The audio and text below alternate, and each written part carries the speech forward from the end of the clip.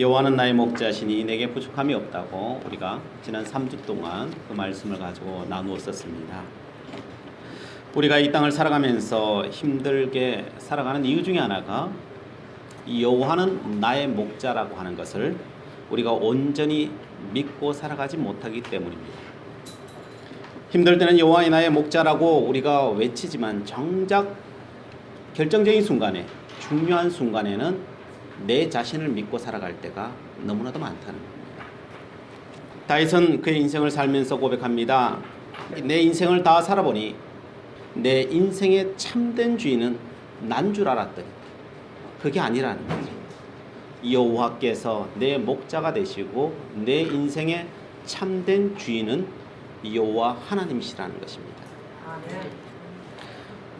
그래서 다윗은 이제 자신은 자기 자신을 믿지 않겠다라고 합니다. 내가 믿는 것은 내 자신보다도 여호와 하나님을 믿겠다라고 고백하고 있는 것입니다. 다윗은 자기 자신을 믿었을 때는, 정말 확신했을 때는 무엇을 하였습니까? 도리어 범죄를 행했습니다.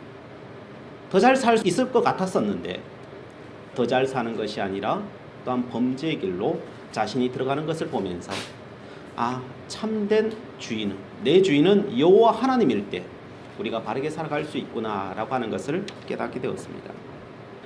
다윗은 고백합니다. 아무리 어렵고 환경이 힘들어도 여호와가 나의 목자로 삼으면 우리는 두려울 것 없는 인생을 살아갈 수 있다라고 말씀합니다. 다윗은 머리로 지식으로 말하는 것이 아닙니다. 그는 철저히 자신의 삶을 살아낸 사람입니다. 자신의 삶을 살아낸 사람의 그 고백, 여호와는 나의 목자시니 우리에게는 부족함이 없다는 것입니다. 여러분, 다윗은 왕이었습니다. 부족함이 없었다라고 말할 수 없다라고 우리가 누누이 이야기 드렸었습니다. 다윗은 왕이었습니다. 하나님의 기름 부으심 받은 사람이었습니다. 그럼에도 불구하고 사울에게 쫓김을 당하여서 그는 죽음이 늘 그의 곁에 있었습니다. 칼날이 그를 떠나지 않았었습니다.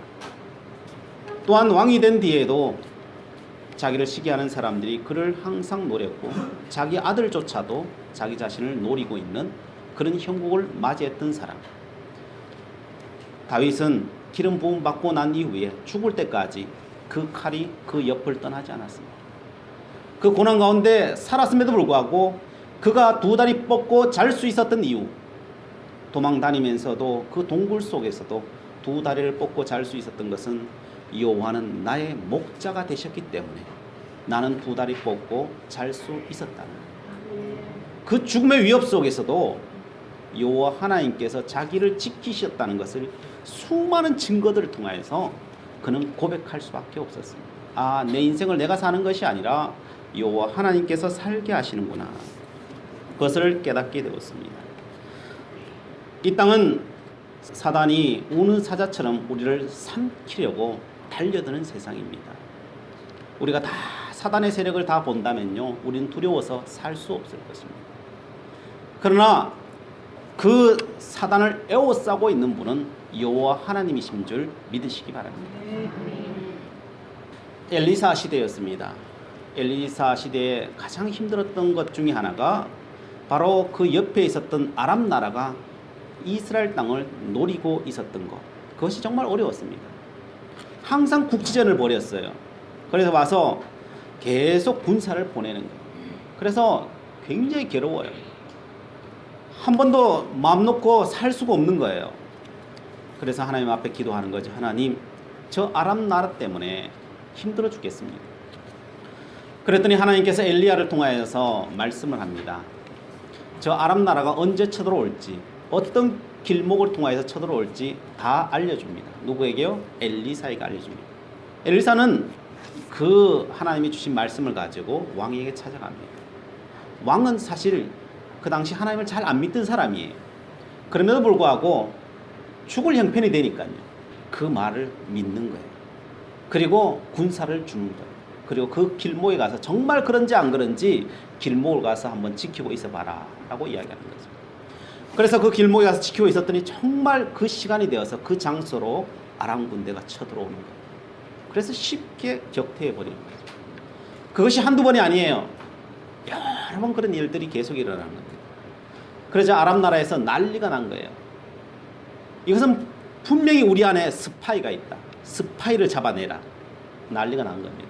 그러자 대신들이 그 스파이가 누구인지 저희들은 압니다. 하면 이미 조사를 다 해놓은 거예요. 근데 차마 말을 못하는 거예요. 왜요? 그 스파이가 하나님입니다 라고 어떻게 말하겠어요? 보이지도 않는 하나님, 그 하나님이 스파이라는 거예요. 근데 그 스파이에 알려주는 사람이 있는데 그 사람은 엘리사라고 하는 사람이 있는데 그 사람이 알려줘서 그렇게 되었다는 거예요. 멀쩡할 때 만약에 왕이 그거 보고하면 어떻게 되겠습니까? 미쳤나 그러겠죠. 그리고 제 정신 이상자다 이야기 안 하겠습니까? 그래서 대신들은 그 정보를 다 입수하고 있음에도 불구하고 왕에게 알리지 못하는 거예요. 그런데 이제 스파이를 찾아내라고 하니까요. 자신들이 찾아내지 못하면 이래 죽나 저래 죽나 대신들이 마찬가지가 되어버리는 거예요. 그 상황 속에서 대신들이 말을 하는 겁니다. 저 이스라엘 땅의 하나님은 온 천지를 다 꿰뚫고 계시는 분인데 그분이 바로 엘리사를 통하여서 그 정보를 날마다 이스라엘 왕에게 알려주고 거기에 정보에 따라서 우리를 방비하는 것입니다 라고 이야기합니다. 왕은 도저히 이해가 안 됐지만은 그들이 가지고 온 정보라고 알고 있었기에 그러면 좋다. 그게 정말 그런지 안 그런지 한번 확인해 보자. 그러면서 엘리사 한 사람 잡기 위해서 군대를 보냅니다. 거대한 군대를 엘리사 한 사람 잡기 위해서 보내는 겁니다.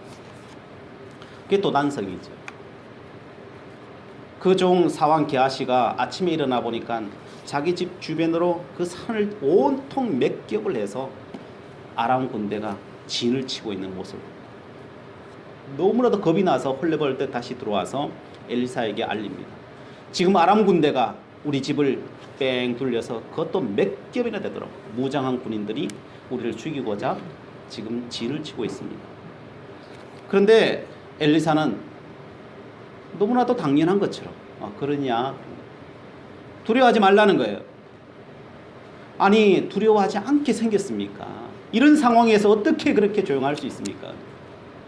너가 보지 못하는 게 있다. 저가 뭘 못 봅니까? 그때 엘리사는 게하시의 눈을 열어줍니다. 세상 사람들은 환경밖에 못 봅니다. 내게 주어진 이 환경밖에 보지 못합니다. 그러나 영안이 열린 사람, 영적인 세계를 아는 사람은 이 세상 환경을 넘어서서 하나님의 세상을 보는 거예요. 하나님의 역사하심과 하나님의 운행하심을 같이 보고 있는 거예요. 그러니까 엘리사는 두려워하지 않는 거예요. 게하시가 문을 열어서 밖을 내려다보니까 빼곡히 자기 집을 둘러 진치고 있는 그 아람 군대도 보이지만 그 뒤쪽에 어마어마한 군사가 또 보이는데 그 군사는 천군 천사들이 그 수많은 무기를 들고 그 아람 군사들을 주시하고 있는 그 모습을 보는 거예요. 아람 군대가 화살 한 발만 엘리사를 향하여 쏘면은요 모든 화살이 벌집이 되도록 지금 겨냥하고 있는 모습입니다. 그러니까요 아람 군대가 자기 자신을 진치고 있는 게 아니라 여호와 하나님의 군대가 아람 군대를 에워싸고 있더라는 거예요. 우리는 왜 두려워합니까? 우리는 눈에 보이는 세상만 보고 살기 때문에 그래서 두려울 수밖에 없어요. 그러나 이 보이는 세상을 하나님의 군사가 진치고 있고 하나님의 군사가 이 땅을 움직이고 있다는 것을 보면은요 두려워할 필요가 없습니다. 그것을 오늘 성경은 우리에게 말씀해 주고 계신 겁니다. 결국 하나님께서는 그들의 아람 군대의 눈을 멀게 하셔서 이스라엘 수도 사마리아 성까지 그를 이끌고 옵니다. 이스라엘 왕이 길길이 날뛰니다. 너무나 기뻐하면서 저들을 당장 죽여버리라고, 다 죽이라고. 그러자 엘리사 선지자는 그럽니다. 죽이는 게 능사가 아닙니다. 저들을 배불리 먹이십시오. 그리고 깨끗이 돌려보내십시오. 그것이 하나님의 뜻입니다. 하나님의 뜻과 우리의 뜻은 달라요. 그래서 깨끗이 돌려보냅니다. 그랬더니 그들은 다시는 엘리야 시대에 쳐들어오지 않게 됩니다. 죽이는 게 능사가 아니지. 하나님의 뜻이 있는 것이죠. 성경은 우리에게 말합니다. 믿음을 가지라고 합니다. 세상적인 눈으로 보는 믿음이 아니라 영적인 눈을 뜨고 보는 그 믿음을 가지라고 오늘 우리들에게 말씀하고 있습니다. 왜요? 나는 너희의 목자라는 거예요. 나는 너를 위해 존재하는 목자라는 거예요. 나를 믿으라는 거예요. 내가 푸른 초장으로 너희를 인도하시겠다는 거예요. 그러니 너희 미래도 염려하지 말라는 겁니다. 믿는다는 것은 보이는 대로 반응하지 않겠다는 거예요. 내가 주어진 그 삶대로 내가 보지 않겠다는 거예요. 내 믿음으로 고백하고 보겠다는 거예요. 보이는 것보다 더 크신 하나님이 나를 지키고 계시다는 것을 나는 믿고 그것대로 행동하겠다는 거예요. 그게 믿음이라는 겁니다. 하나님께서 얼마나 우리 인생길에 걸려 넘어질 것을 앞서서 깨끗하게 치우고 계시는지 우리는 영안을 열고 보아야 된다는 거예요. 그러면 우리가 해야 될 것은 감격하는 것밖에 없어요. 요 하나님께서 내 앞길에 모든 것을 치우고 계시는 것을 보고 있다면 여러분 우리가 왜 걱정하겠습니까? 다윗은 오늘 본문에서 그것을 말씀하고 계십니다. 여호와는 오늘 나를 푸른 풀밭에 누이신다라고 표현하고 계십니다. 하나님께서 어떻게 나를 푸른 풀밭에 누이시는가? 다윗은 목동이라서요, 이 양의 생태에 대해서 너무나 잘 알고 있습니다. 그래서 다윗은 목동으로서 푸른 풀밭에 누인다라고 하는 그 개념에 대해서 학자들은 이렇게 정의합니다. 푸른 풀밭은 저번 시간에 우리가 보았지만은 이스라엘 땅에는 푸른 풀밭이 없어요. 어떤 지역에 가면 있어요. 그러나 그 지역은 갈 수 있다 그랬어요? 못 갈 수 있다 그랬어요? 못 간다고 했어요. 그건 농사 짓는 곳이라서요. 그리 양을 몰고 가면은 양이 다 뜯어 먹어버리기 때문에 다 배상해줘서 결국은 거기에 목동들이 가지를 못해요. 그래서 그들이 갈 수 있는 곳은 한 곳이에요. 바로 광야예요. 제대로 사람도 살 수 없는 그 산악지역, 절벽이 있는 곳, 그런 곳으로밖에 목동들이 다니지 못합니다. 거기에는 풀이 듬성듬성 나 있을 밖에 없습니다. 그런데 그곳을 가리켜서 다윗은 푸른 풀밭이라고 표현하고 있다. 말이 안 되죠, 사실은. 아니, 그 산악지대에 물도 제대로 없고 풀도 듬성듬성 있으나 마나 어느 곳에 있고 어느 곳에 없는 그런 땅에, 그런 땅을 향하여서 다윗은 푸른 풀밭이라. 왜 푸른 풀밭이겠어요? 별로 푸른 것도 없는데. 거기가 푸른 풀밭일 수 있는 것은 딱 하나예요. 그것은 여호와가 나의 목자기 때문에 그곳이 푸른 풀밭이에요. 풀이 많기 때문에 푸른 풀밭이 아니에요. 목자가 여호와 하나님이시기 때문에 푸른 풀밭이. 이게 무슨 내용이냐면요, 1섹터로 뭐 돈을 벌든지 무엇을 하든지 간에 여러분 죽을 때까지 돈이 많다고 해서 하루에 밥을 5공기 먹습니까? 10공기 먹습니까? 아니죠, 그죠? 하루에 소 한 마리 잡아서 다 먹습니까? 아니. 하루에 못 사는 사람이나 잘 사는 사람이 하루에 밥 3끼 먹는 게 다예요. 많다고 해서 그게 풍족한 게 아니에요. 많이 있다고 내가 다 먹는 게 아니에요. 그런데 여호와가 나의 목자가 되시면 어떻게 됩니까? 풀이 없는 건 사실이에요. 많지 않는 게 사실이에요. 그러나 양이 그 목자를 따라가면 죽을 때까지 풀을 먹을 수 있어요, 없어요? 죽을 때까지 풀을 먹을 수 있어요. 그러면 됐지. 더 필요한 게 있어요? 더 필요한 게 없어요. 더 필요한 게 없어요. 풍족해요. 배고프지 않아요. 풍족해요. 그게 바로 푸른 풀밭입니다. 푸른 풀밭인 것은 풀이 많아서 푸른 풀밭이 아니라 여호와 목자가 되셔서 내 먹을 수 있는 것 하나님께 죽을 때까지 책임지신다는 거예요. 그래서 우리는요, 부족함이 없는 거예요. 넘쳐나서 부족함이 없는 게 아니에요. 우리가 먹고 살 수 있도록 다 해주시기 때문에. 그래서 주기도문에 뭐라고 말씀해요? 내가 일용할 양식 죽을 때까지 준다는 거예요. 못 살 거 없다는 거예요. 광야에는 어떤 곳은 풀이 있지만 풀이 전혀 없는 곳도 있지만, 그래서 목동들은 싸움을 해요. 무슨 싸움을 해요? 풀 전쟁을 해요. 풀이 얼마 없기 때문에 목동들은요, 최선을 다해서 풀이 있는 곳을 찾아다녀요. 그런데 그 풀을 찾기 위해서 목동들이 어떻게 하겠습니까? 낮에는 양들을 돌봐야 돼요. 그래서 그 풀을 찾을 시간이 없어요. 그냥 온 천지에 풀로 쫙 깔려 있으면은 걱정할 필요가 없어요. 오늘 여기 있다 내일 저리 가면 되고 저리 가면 되니까요. 그냥 가는 곳마다 그냥 풀이 있으면은 그냥 먹이면 돼요. 뉴질랜드 같은 곳 같으면은요, 우리나라도 그렇죠. 그냥 가는 곳에 그냥 산에 풀로마도 돼요. 우리 촌에 옛날에 소를 키울 때는요, 소 먹이러 가는 거죠. 그냥 우린 가서 놀아요. 왜요? 산에다가 소를 풀어놓으면 돼요. 예, 풀어놓으면 하루 종일 그냥 풀 뜯어 먹어요. 산에 살을 돌아다니 풀 뜯어 먹어요. 그러다 집에 갈 때 우리 소 찾아서 가면 돼요. 집에 가면 편해요. 근데 이스라엘 땅은 그렇게 할 수가 없어요. 왜? 산악지대이기 때문에 양이 위험해요. 절벽으로 떨어질 수도 있어요. 양은 눈이 어둡잖아요. 그리고 먹을 것이 없어요. 아무리 가도 풀을 뜯어 먹일 수 있는 곳이 많지가 않아요.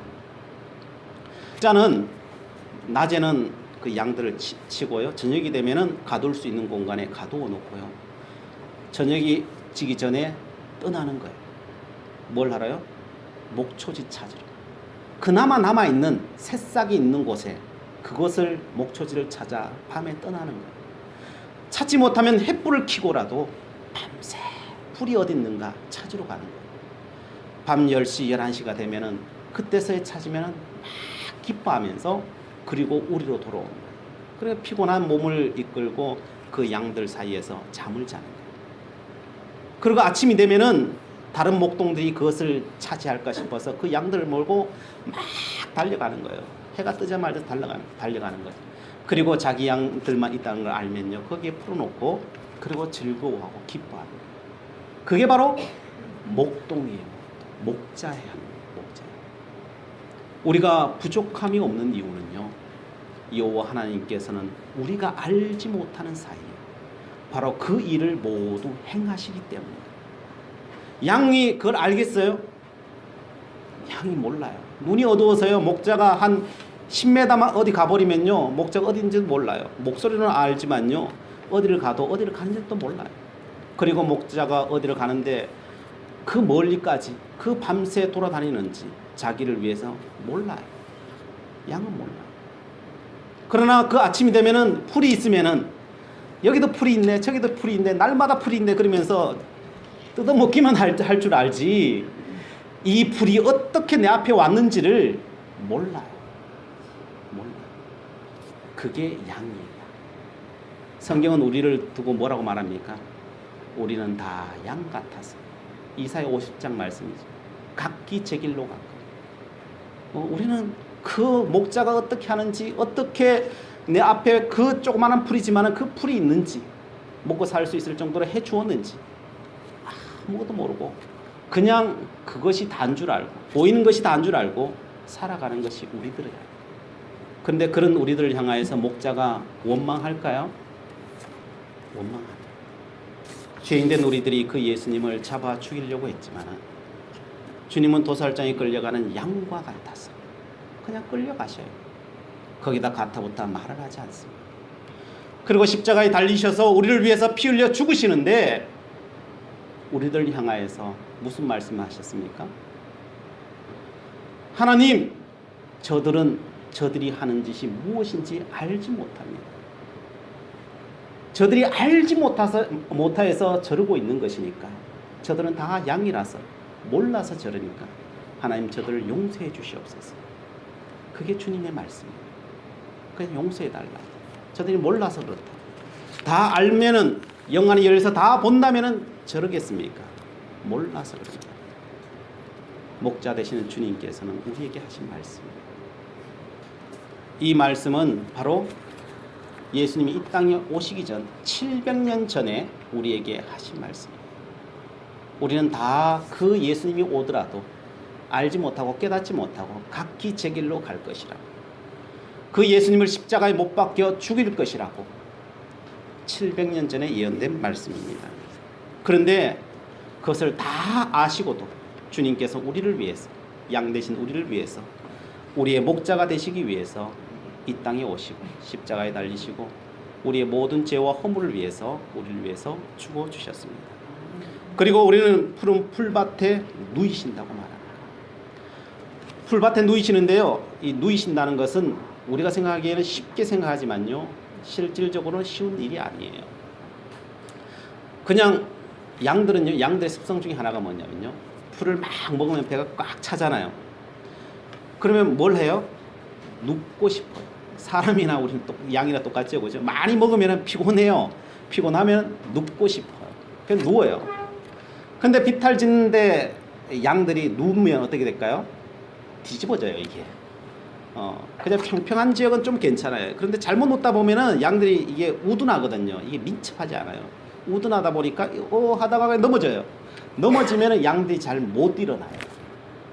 그러면서 힘을 쓰다 보면요, 배에 가스가 차요. 이 풀 들이고 이러다 보니까요, 가스가 차서 결국은 죽게 돼요. 그게 양이에요. 미련해요. 그래서 목자는 넘어진 양을 보면 막 쫓아가서 그 양을 뒤집어 줘야 돼요. 그래야 사는 거예요. 하나님께서 우리를 누이신다라고 하는 것은, 푸른 풀밭에 누이신다는 것은 그런 의미에서 누이시는 거예요. 우리가 죽을 위험과 상황 속에서 목자가 달려와서 우리를 누여주신, 하나님께서 그래서 푸른 풀밭으로, 또한 실만한 물가로, 또한 그 푸른 풀밭에 누이시는 하나님, 우리는 다 알지 못하지만 주님께서는 우리에게 그렇게 하십니다. 바로 우리는 그런 주님을 목자로 삼고 살아가는 사람들이에요. 그러면 우리의 인생은 어떻게 하면 되겠습니까? 우리는요, 그 주님을 믿고 살아가면 돼요. 주님 앞에 하는 것은 우리 한 가지밖에 없습니다. 주님 앞에 그 주님이 나의 인생을 이끌고 계시다는 것을 보십시오. 세상적인 눈 가지고만 보지 마시고 영안을 열고 말씀을 보시고 믿으십시오. 그리고 감사하십시오. 감사하십시오. 그리고 잘 먹고 소화시키십시오. 여러분, 잘 먹고 소화시켜 건강한 게 하나님 뜻입니다. 그리고요, 건강하시면 되고요, 다시 쓰러져도 좌절하지 않으면 됩니다. 목자가 바라는 건 그거예요. 다른 게 아니에요. 다시 일어서시면 됩니다. 그리고 기쁘게 살아가면 됩니다. 즐겁게 살아가면 됩니다. 하나님 앞에 가장 큰 효도는 끝까지 살아내는 거예요. 다른 게 아니에요. 끝까지 살아내는 거예요. 그것만큼 하나님 앞에 효도하는 일은 없습니다. 그것이 바로 목자를 위해서 우리가 해야 될 일입니다. 그래서 사도 바울은 말합니다. 데살로니가전서 5장 16절부터 18절까지 말씀에, 우리가 하나님 앞에 꼭 해야 되는데, 이루시고자 하시는 것이 있는데 세 가지라고 이야기합니다. 그 세 가지가 뭘까요? 항상 기뻐하라. 다른 게 아니에요. 목자 앞에서 기뻐하는 거라는 거예요. 찬양하는 거라는 거예요. 두 번째 뭐예요? 쉬지 말고 기도하라는 거예요. 너 힘으로 안 된다고 좌절하고 포기하지 말라는 거예요. 여호와 하나님 앞에 기도하라는 거예요. 내가 돕겠다는 거예요. 너의 목소리를 듣고 돕겠다는 거예요. 세 번째 뭐예요? 범사에 감사. 눈에 안 보인다고 목자의 수고가 없는 게 아니라 밤새 목초지를 찾아다니시는 그 목자의 수고를 너희들은 아느냐. 그러면서 너희들은 감사하는 인생을 살아라. 너희의 지금 목초 덤성덤성 있는 목초라도 그것이 감사함으로, 너의 인생을 지키시고 계신 것을 알고 감사함으로 살아라. 그러면 하나님께서는 날마다 그것을 주신다고 하나님께서 말씀하시는 것입니다. 그것이 바로 그리스도 예수 안에서 너희를 향하신 하나님의 뜻이다라고 말씀해주고 있습니다. 하나님의 뜻은 간단합니다. 여러분이 잘 되는 것이 하나님의 뜻입니다. 여러분이 기뻐하는 것이 하나님의 뜻이고요, 감사하며 살아가는 것이 하나님의 뜻이고요, 좌절하지 않고 기도하면서 끝까지 살아내는 것, 그것이 바로 하나님의 뜻이라는 거예요. 그러므로 여호와를 목자 삼고 이 땅에 그 삶을 살아낼 수 있는 우리가 모두가 되시기를 간절히 바랍니다. 기도하시겠습니다. 사랑의 하나님, 우리의 목자 되어 주심을 감사합니다. 우리를 푸른 풀밭에 누이어 주시니 감사를 드립니다. 그 주님을 찬양하며 저희들 살기를 원합니다. 우리의 인생을 주님께 올려드리니 받아주시옵시고 우리의 인생의 참된 주인으로 목자로 영원토록 함께하여 주시옵소서. 감사드리며 예수 그리스도의 이름으로 기도드리옵나이다. 아멘.